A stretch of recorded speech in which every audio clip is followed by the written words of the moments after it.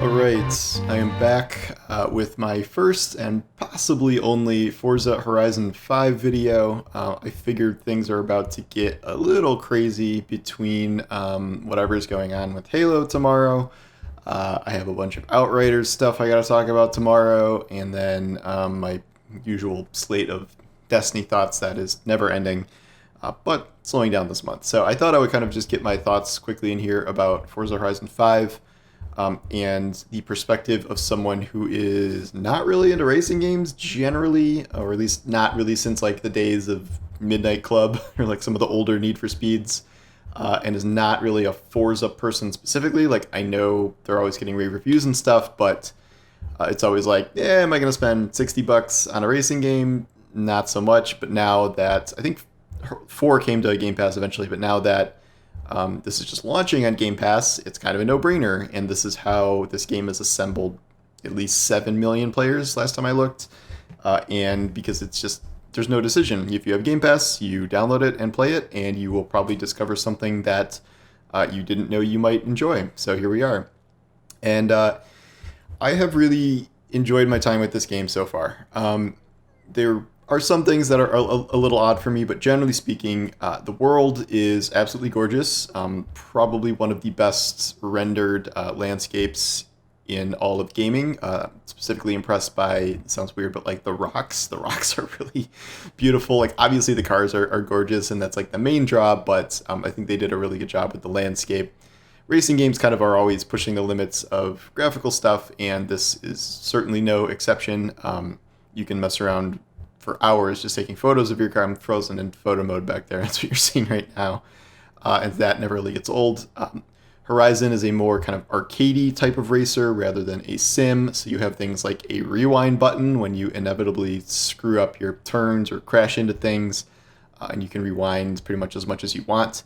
I assume that is not possible in multiplayer, but I have only been playing solo for the most part.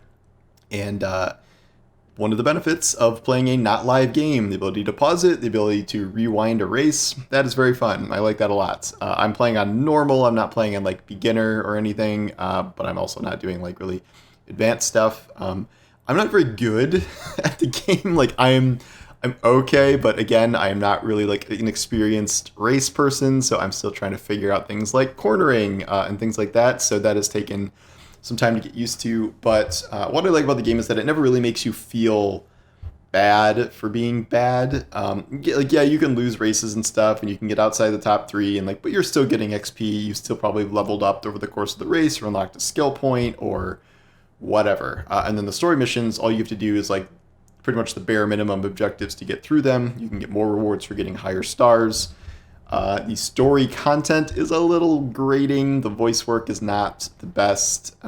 It is very hilarious that this is one of the most graphically beautiful games of all time, and in story cutscenes, you and the person you're talking to don't move their mouth most of the time. Like it's kind of zoomed out so you can barely tell, but it's funny because like you have to prioritize certain things in certain genres, but that's just kind of amusing to me. In terms of the actual like lineup of cars, there are 500 something cars, and like it's almost a little overwhelming just how many cars there are and how often you get cars. Like again, like being a perfectly average player at this, like I am drowning in cars. I think I have 50 cars already, and I've never bought a car outright. Like I just have gotten ones from barn finds or race rewards or like whatever. Like I don't think I've ever outright purchased. Maybe I think I bought a Mustang just because I wanted that, because that's a car that kind of runs in my family. And then you spend anywhere from like 10 grand to 50 grand kind of maxing it out for your class in terms of upgrades. I really like the ability to download cool, like, what are they called, liveries. It's like whatever designs people make that are really good at using the in-game editor. I tried to like even just like put racing stripes on my car, and I couldn't figure it out. So I'm like, all right, I'm just gonna use the preset ones. But I love that kind of option. I would love to see that in more games, or more customization options that you can kind of share with the player base. I know this isn't the only game that does that, but it's a very good example of how to do it correctly.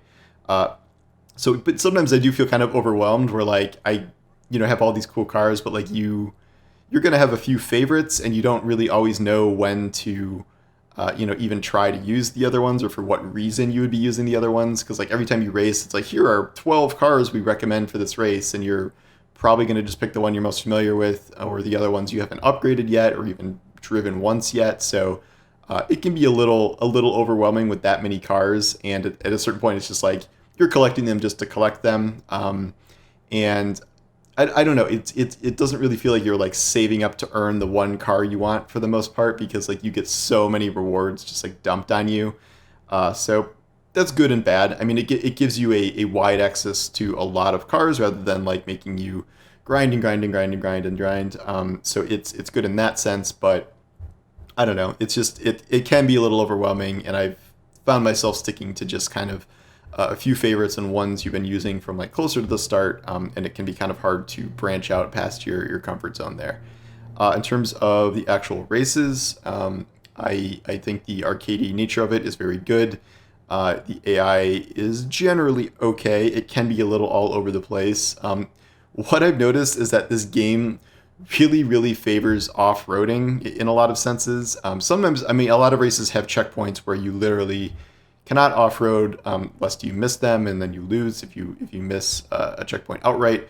But in the story missions, and also just in terms of like general point getting, the story missions, like I kept running into situations where like I would have 8 minutes to get to a really far away thing for, the best clear time. And then you would just be like, all right, I'm not going to drive on the road. And you just drive straight through the desert and get there and like beat the 3-star time by like 6 minutes. And you're like, that doesn't seem right exactly. And the same is kind of true for just kind of getting points. Like I have found just driving in a straight line in like a rally car, like through the desert and cactuses and stuff. And like you're getting bonuses like for hitting trees and shrubs and like every little hill and bump you go on. So like I got my highest point multiplier just doing that alone, just like pretty much driving in a straight line and then ending the streak just braking before I accidentally hit something because I got scared.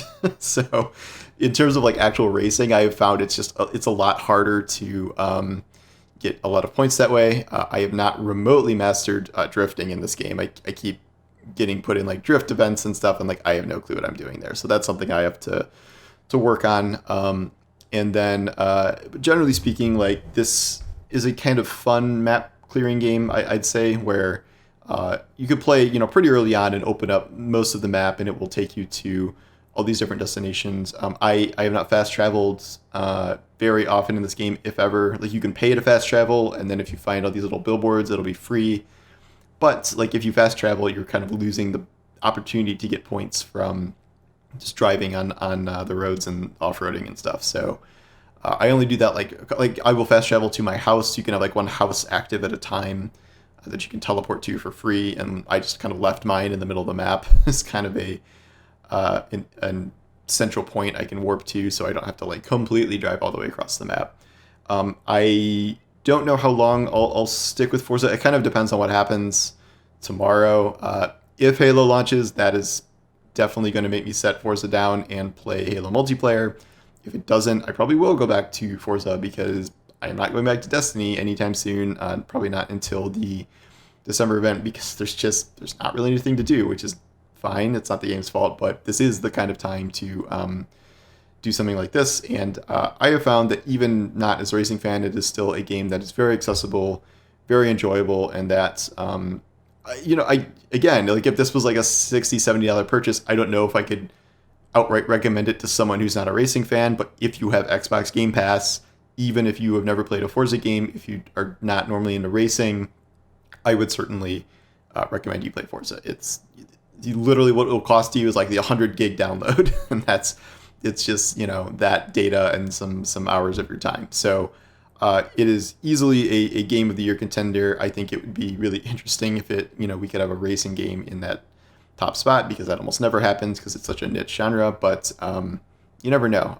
It is one of the most highly reviewed games of the year, and there's not too much bad to say about it. It has its little quirks and stuff, which I am told are kind of hallmarks of the series, and these are not exactly new problems in terms of some AI things and some off-roading things, but I don't think that overwhelms the general experience. So, yep, it's been a lot of fun. I will, even if I put it down for a while, this does seem like something I would come back to later. And yeah, it's been a great time. So a very big win for Xbox here. Obviously, everyone assumed this game is going to be good, but I don't think anyone was assuming it would put up these kinds of numbers. So good start to the coming 12 months here, where we have Halo Infinite and Starfield within that window, which is crazy if they all kind of launch successfully. So we'll see. But anyway, thanks for watching, and gonna be a lot to talk about this week. So check back where I will have a lot more videos, a lot of written stuff too. So thanks for watching. I'll talk to you guys soon.